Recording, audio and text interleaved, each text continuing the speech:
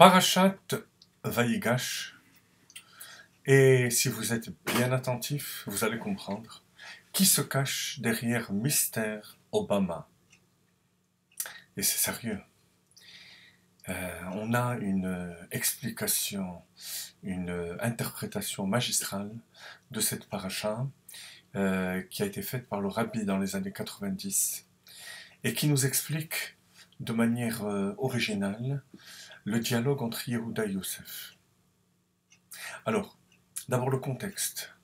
Vous savez donc que Yehuda s'adresse à celui qu'il prend, qu'il considère comme étant le vice-roi d'Égypte, donc comme étant un Égyptien, et qui représente le Pharaon, qui a capturé son jeune frère Benjamin, dont il est garant.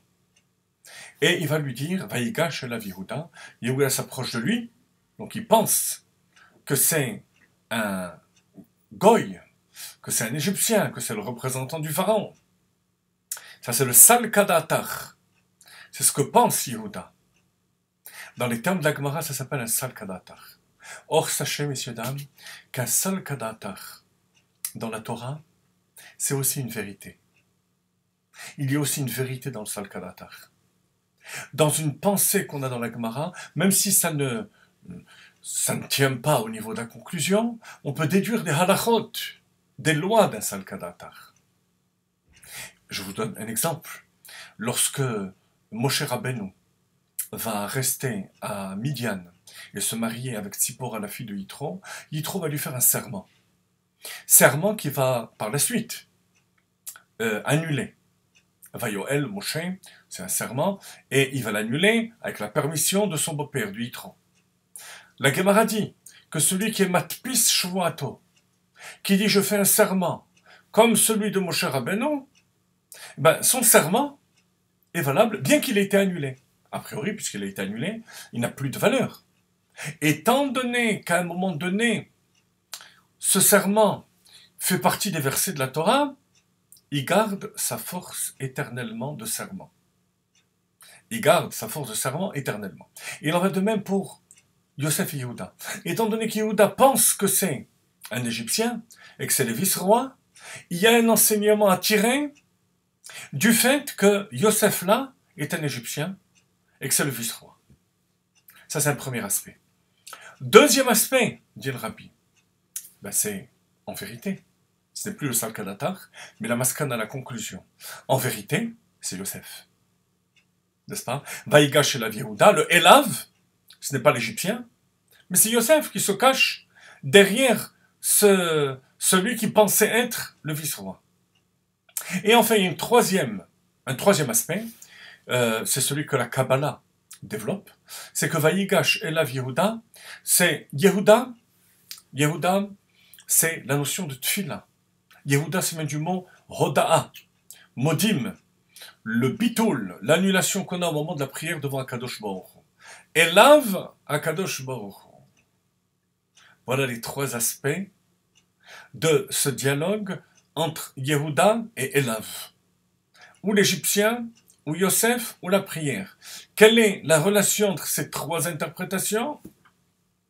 Dit le rabbi dans cette sikha, cette fameuse sikha, ce fameux commentaire, c'est que, en exil, on a l'impression que des Égyptiens de toutes sortes, des mystères Obama de toutes sortes, font des mauvais coups au peuple juif, que ce soit parmi nos ennemis déclarés ou parmi nos soi-disant amis, ou que ce soit à l'ONU, ou que ce soit dans l'Union européenne. Et on a l'impression que ce sont des Égyptiens, des Américains, des Anglais, des Sénégalais.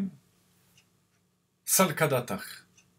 C'est a priori ce qui se passe. Et bien entendu, par rapport à cet a priori, il faut employer tous les moyens diplomatiques qu'il faut employer. Mais attention, il faut savoir qu'en vérité, qu'est-ce qui se cache derrière?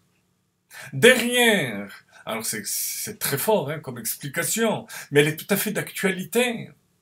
C'était justement une paracha de Vaïgash où le rabbi avait expliqué ça. Qui se cache derrière ce mystère Obama ou ce mystère X et Y, c'est Yosef Hatzadik. C'est-à-dire que c'est un message juif, dans ce sens que ce message et cette attitude est là pour nous réveiller vers Avinu Sheba Shamayim. Et se mettre à donner les véritables réponses qu'on entend enfin de nos représentants en Israël et dans les gouvernements et parmi les députés, que notre terre est la terre sainte depuis 3000 ans et que, rappelez-vous, le discours du rabbi d'il y a des décennies et des décennies qu'on avait peur de prononcer devant les Umot HaOlam, devant les nations du monde.